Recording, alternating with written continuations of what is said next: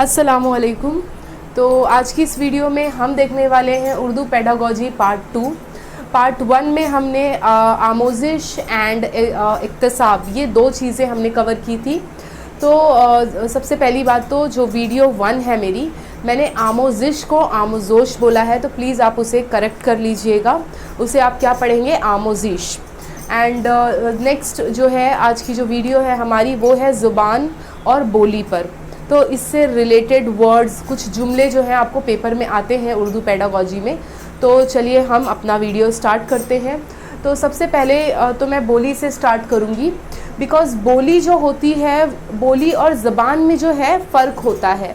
अब वो क्या फ़र्क है दोनों में, वो हम समझते हैं। बोली जो होती है वो एक महदूद, उसका जो दायरा जो होता है वो महदूद होता है। ओके। नेक्स्ट, ज़बान की इब्तदाई शक्ल जो होती है वो कौन होती है? बोली ही होती है। यानी आपको अगर ज़बान सीखना है ना, तो पहले आपको क्या आएगी? बोली आएगी। इसीलिए कहा जाता है कि ज़बान की इब्तदाई शक्ल किसे बोला गया है? बोली को बोला गया है। क्योंकि आप खुद ही जानते हैं कि अगर आप डिफरेंट अगर आप कस्बे में जाएं, एरिया या इलाके में जाएं, जिस तरीके के वहाँ पर माहौल होंगे उस हिसाब से वहाँ पर बोली बोली जाती है। मगर बोली जो होती है वो, उसका पैमाना बहुत बड़ा नहीं होता है, वो महदूद होती है। बस उस एरिया तक या उस इलाके तक ही उस टाइप की बोली बोली जाती है। ओके। तो ये तो हो गया हमारा बोली पर। अब हम आ जाते हैं ज़बान पर। तो ज़बान जो देख सकते हैं, इसमें मैंने काफ़ी कुछ लिखा है। सबसे पहले तो हम ज़बान समझते हैं कि ज़बान के लिए उसूल और कवायद दोनों ही हमें सीखने पड़ते हैं, जबकि बोली में ऐसा कुछ भी नहीं होता है। आप अपने घर में रहकर जिस एरिया में हैं, आप जिस इलाके में हैं, वहाँ से आप बोली सीख जाते हैं, उसमें कोई उसूल या कवायद की ज़रूरत नहीं होती है। मगर जब आप ज़बान सीखते हो ना, तो ज़बान में उसूल, कवायद, ये सभी लाजिम होते हैं, सीखना पड़ता है आपको। ओके। अब ज़बान जो होता है वो बोलियों के मजमूए का नाम है। नेक्स्ट, ज़बान जो है, ज़बान एक्चुअली में हम अपनी बातचीत, अपने एहसासात, अपने जज्बात वगैरह जो हम ज़ाहिर करते हैं, वो हम कैसे करते हैं? ज़बान के थ्रू करते हैं। अपनी ज़बान के ज़रिए ही तो हम सारी चीज़ों को क्या करते हैं? एक्सप्रेस करते हैं, ज़ाहिर करते हैं।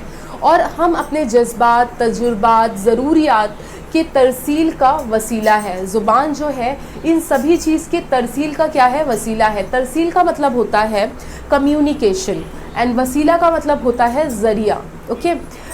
नेक्स्ट, थर्ड पॉइंट जो आता है हमारा, ज़बान जो है एक समाजी तामिलात का नतीजा है। क्योंकि आपको पता ही है, आप जब समाज में रहते हैं तो समाज में आप क्या करते हैं? एक दूसरे से बातचीत करते हैं, अपने तजुर्बात लोगों से क्या करते हैं? शेयर करते हैं।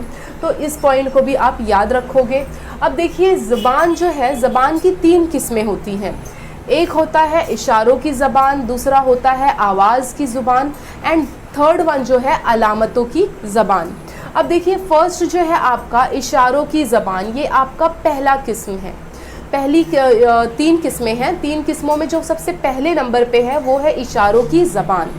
अब इशारों की ज़बान का मतलब यहाँ पर मैंने लिखा है, जिस्म के आज़ा के हरकत से जो आप इशारा करें। जैसे कि मैं अपने हाथ से इशारा करके किसी को बुलाऊं, कोई स्टूडेंट को बुलाऊं, मुझे ज़ुबान इस्तेमाल नहीं करनी है, मुझे बोलना नहीं है, मुझे इशारा करना है। तो मैं क्या करूँगी? अपने हाथ भी तो मेरे अज़्ज़ा है ना, तो मैंने अपने हाथ से इशारा करके किसी को बुलाया, तो ये किसमें आ जाता है? आपका इशारों की ज़बान। ओके।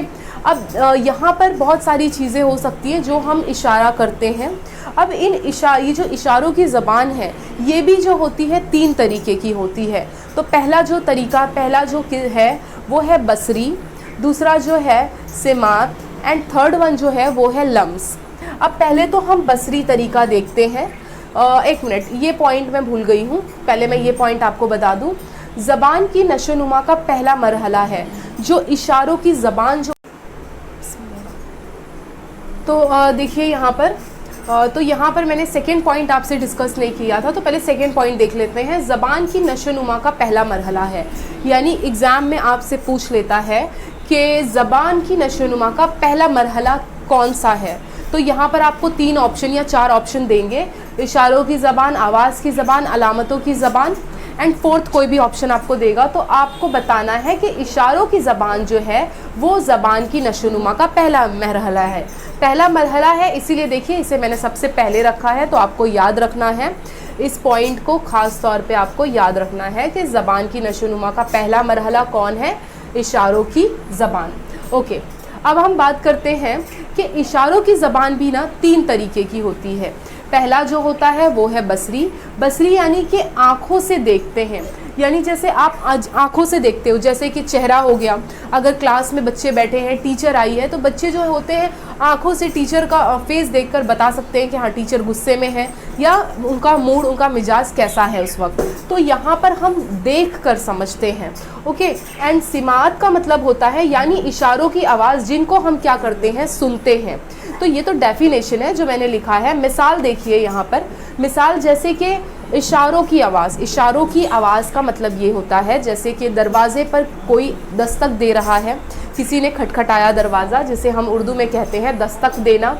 जैसे कि स्कूल में बच्चे बैठे होते हैं और घंटी बजती है रिसेस के लिए, जैसे कि चुटकी बजाना, ये सभी जो है ना, ये सभी किस में आ जाते हैं, सिमात में आ जाते हैं। और थर्ड वन जो है आपका वो है लम्स। लम्स का मतलब होता है यानी छू कर इशारा करना, किसी को आप छू कर इशारा करें।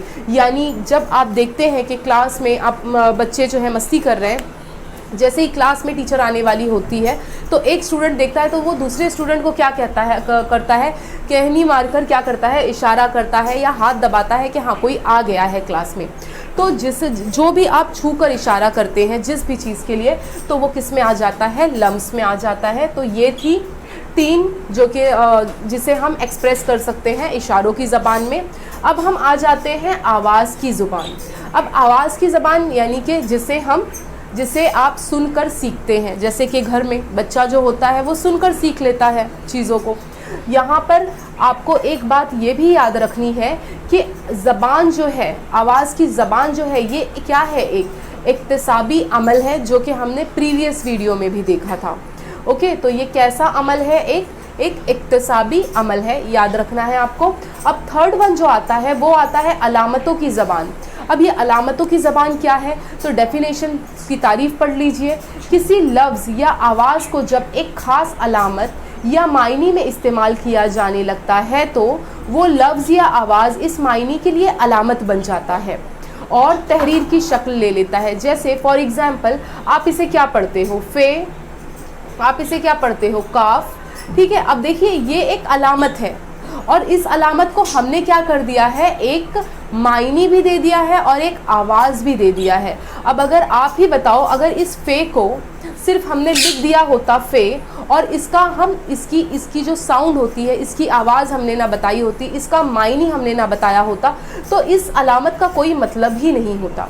तो थर्ड वन जो है, थर्ड जो किस्म है वो यही बताती है अलामतों की ज़बान। यानी हमने डिफरेंट अल्फाज को हमने क्या किया है, अलामत के साथ उन्हें एक आवाज़, उनको एक मायने दिया है।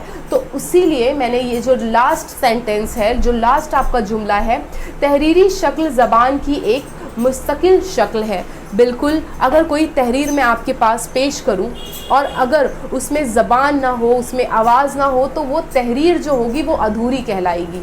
तो ये था हमारा आज का वीडियो। और हाँ, एक चीज़ और, ज़बान की जो होती है वो 2 सूरतें होती हैं, एक होती है ज़ाहिरी सूरत और एक होती है मायनी सूरत।